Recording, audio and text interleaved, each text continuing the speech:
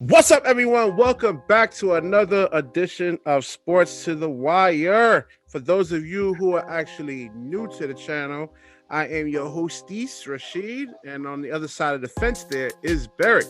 Long hiatus for the people that do know us, man. Almost 2 weeks. A lot of drama. I think it's been 2.5 weeks. Definitely my apologies on that, man. You know, a lot of drama. Let's get right into it, man. Big trade, big three. I know Berick is excited. Once he found out about James Harden coming to Brooklyn, he's like, RASHEED, man. Bro, I'm definitely a Brooklyn Nets fan now, man. I got it. He wants to make history. He wants to make history over here, man. So, let's get right into it, Berick, man. We got a big three, man. Probably one of the most potent offenses that we'll probably see in league history in terms of scoring and 3-point making, catch and shoot, putting the ball on the floor, playmaking. I mean, it's a lot of different things over here, man. Take us through, man. Well, I mean, the bottom line is that it is definitely something that is going to be exciting to see this entire season. So, the bottom line is, how good is these guys going to be over the long haul? And are they going to be healthy? Are they going to be consistent? And the answer to all of those things is yes, and maybe.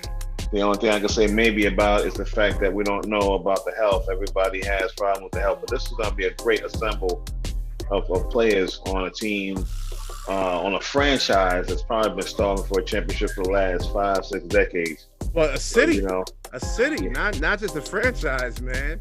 A city that James Dolan failed to actually deliver, man.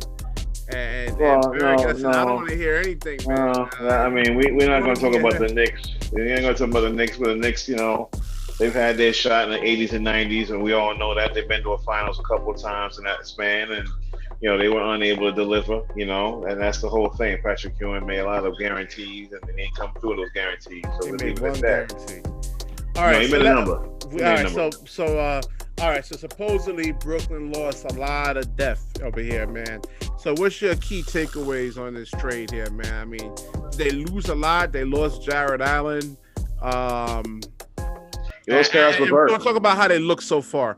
How do they actually look in terms of the first couple of games with Kyrie, without Kyrie? Some of Berick, but what do you actually think so far, man? Well, we only have one sample game of the three of them together. No, I mean in terms of the depth that they actually lost, because I'm hearing so much from the pundits out there. They have no bench. They lost a lot of depth. I mean, they lost a lot of things here, man. So I mean, what do you think? Is losing Jared Allen and Karis LeVert, losing Taurean Prince? If you a GM, do you actually make that move for James Harden or not? Well, when we have our conversations on the side, I've always talked about how, the Brooklyn franchise has gone out there and tried to build from the ground up. And of course, along the way, you show stability and you're able to get these star players. But when you get these other players like the Karis LeVerts and, guys that are trying to build up, you're going for a world championship right now. That's what you're going for. You're no longer trying to trust the process. So, yeah, I mean, I wouldn't personally give up on my depth. Depth is important. Building young players are important. Let's understand James Harden is 32. All these players, with the exception of Irving, are in their 30s, and you figure they're going to get 3 or 4 years from now. Maybe you hope to get 3 or 4 years from now. But when it's all said and done, you're going right back to starting over again, somewhat. So, but Sean Marks actually showed that he can actually find diamonds in the rough. I mean, like they found Jared Allen at number 21 in the draft. You look at Spencer Dinwiddie. You look at Joe Harris, who was a throwaway in Cleveland. You look at Karis LeVert. So I mean, if you look at their development right now under Sean Marks, you do this draft over again. these are like 1 through 10 draft picks in a sense, though, based on their actual development. So Yeah, I think he can shown. actually he can duplicate that again. And remind you guys, there's 3 because I mean even y'all Brooklyn Nets fans, man, on Nets Daily, man, Jesus, there's 3 roster spots that are still open, so they can still find some pieces. I know they need some defense, but listen, all these guys can defend. Kyrie can defend. All this nonsense saying that he's a horrible defender, that's not true. I've seen Kyrie Irving. Listen, mind you, nobody's locking down nobody in this league in a sense, though. Like you're not going to lock down a prolific player like Kyrie Irving, and Kyrie Irving is not going to be able to lock down any other prolific player. He's not stopping Damian Lillard. He's not stopping. Let's say if he was going against James Harden, vice versa. So. These guys are really good. I don't think people understand how good these guys really are, and you can't touch them. You can't hand check these guys. These guys are explosive. They're athletic. You can't hand check them. So what are you? So what are you saying? You're saying that one thing we're talking about the depth, and now you're saying these guys cannot be beaten. I mean, what? No, I'm hearing a lot about the defense. Oh, they can't defend. Defense is an issue. They brought up. They gave up 147 points to Cleveland. Remind you, that was in a double overtime game, though. It's not like I seen. It's not. Once in a blue moon, you'll see 130 points, 140 points. Through 4 quarters, but that took 2 overtimes to actually get to 147 points. And listen, the guy, Colin Sexton. Tip your hat off to the guy, man. Tip your hat off to the guy. He actually made shots. Sexton did good. I seen it happen to Michael Jordan. I seen it happen to LeBron.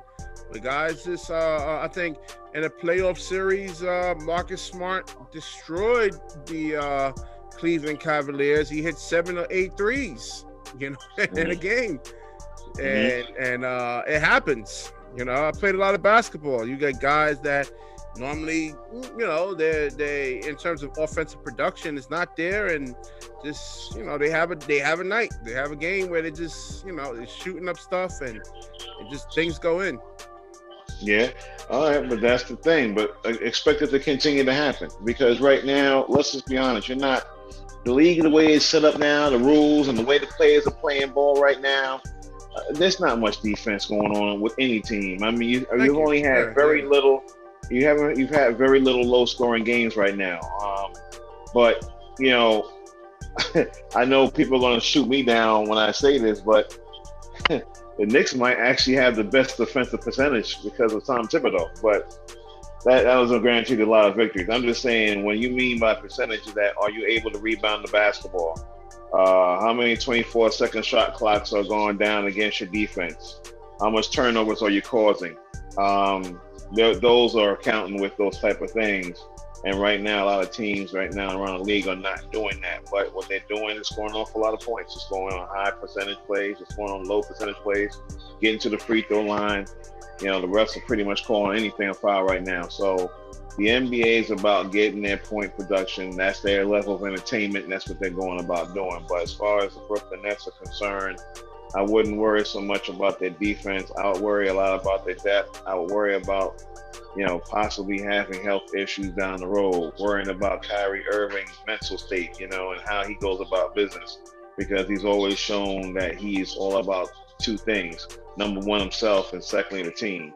So, these are things as a diehard Knicks fan you want to look out for. You want to look out for those things. You want to look out for the health. You want to look out for the depth of the team. Hopefully they can get enough depth, because you have a 72-game season and more or less in Kyrie Irving. That's what you're looking at for the Nets. But overall, they got good talent, and they're going to be doing their thing. They're going to be making noise. They're going to be coming up the Eastern Conference, in my personal opinion, and they should be able to contend for a world championship.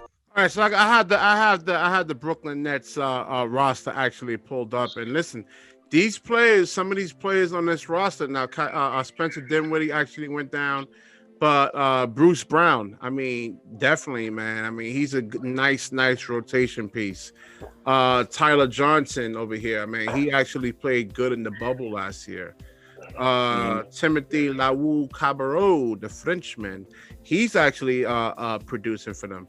So you are and Landry Shamet, I think he's actually starting to come around. So you got some, and you have what's his name? This other guy here, Reggie Perry. I like him. He's a forward center right here. I actually like him. I think he's going to come around. And this is number 33, Nicholas Claxton. Here's a guy right here, man.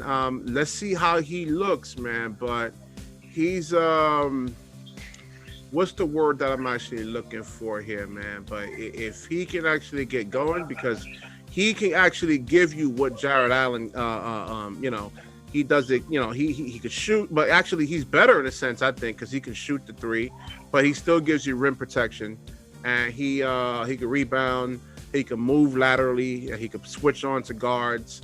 So let's see what's up with Nicholas Claxton once he gets this knee issue done. But I mean, in terms of the roster, I mean, listen, when you go into the playoffs, man, you're not going deep into your bench, man. I know Mike D'Antoni is a Mike D'Antoni system in a sense, though. I know Steve Nash is the quarterback of it, but Mike D'Antoni was notorious for playing like seven, 8 guys. I mean, he didn't go deep into his bench or anything like that. So this bench is just to get you into the regular season. But you're not going to see TLC playing 20 to 25 minutes a game. Same thing with Landry Shamet and maybe Bruce Brown, because he can actually defend. I like him. But it's a pretty good team, though, in a sense, though, in terms of their bench. And they're still missing 3 roster spots. Okay. Yeah, but like I said, again, it's just about their depth right now. It's not about what player can do what, and this, that, and the third. It's about their depth and about managing the health concept of that team. You still have, a player who's been playing well in Kevin Durant, but let's not forget he's come off a serious injury. He hasn't played in a year and a half, and he's showing he hasn't played in a year and a half. He's showing he got a lot of energy. Definitely. It's his athleticism. Right. Only thing I like with James Harden yesterday, I was just hoping he'd definitely be much more aggressive when Kyrie and Kevin Durant actually sat down there. I need him to be a little bit more aggressive, trying to actually look to score. I mean, he was doing too much setting up, and those guys aren't really high percentage one-on-one players in a sense, though. But he needs to actually get the defense to collapse and then get those guys open shots. So I think that kind of, I mean, it's a process. You're saying James Harden has to be the key to that ball club being successful. Is that what you're saying? I think all three of them. Yeah, but I mean, it's one ball. I told you privately, it's going to come down to one. It's going to come down to one of those 3 players basically taking somewhat of a back seat. And then obviously, it's who is you're thinking who's going to have that last shot. Well, most likely be Kevin Durant. I mean, that's it. That's what you're looking at. Yeah, definitely. But I think what I'm saying. But this team's going to be tough to beat. They're going to be tough to eliminate. There ain't that many teams right now can deal with them in 7 games. I mean, from what you're seeing right now, I don't want to jump too far ahead of the gun here, but from what you're seeing right now, yeah, they look like a lot to come out the East. Oh yeah, definitely, man. And how the Lakers actually respond to this, man. I was gonna do another segment for that, but might as well get it in now. The Lakers, man, in a 7-game series, Brooklyn and the Lakers, man. I know it's somewhat early, but I don't know, man. I don't know, because the way Kevin Durant looks, I mean, it's not fair. I mean, you play him for the dribble. You try to get down there, make it hard for him to get to the hole. He can just rise up and just shoot the 3 or a pull-up jump on you. And if you try to play him for the jumper, stand up and try to contest the shot, he's going to blow right by you to the hole. I mean, LeBron is their best on-the-ball defender, and he couldn't even guard Kevin Durant. When he was with Golden State, and he was the best player of that series right there.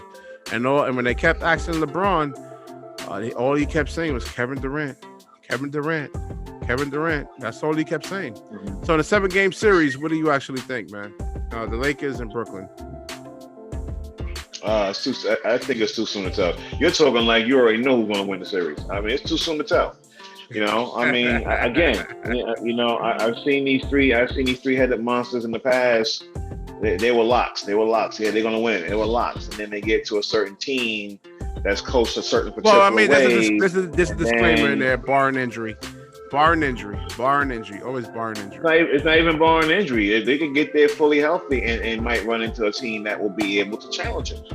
There's going to be a team out there that can challenge them, man. They're not going to run through every single team that exists in the NBA. Oh yeah, definitely. I mean, someone's going to step up to them and give them a challenge. And you know, are they able to rise to that challenge? And that's the whole thing. I think Kevin Durant at this point, he's become a killer assassin. I think he's the best of the three players there. And the reason why he's the best of the three players there, he has a better high percentage scoring ability.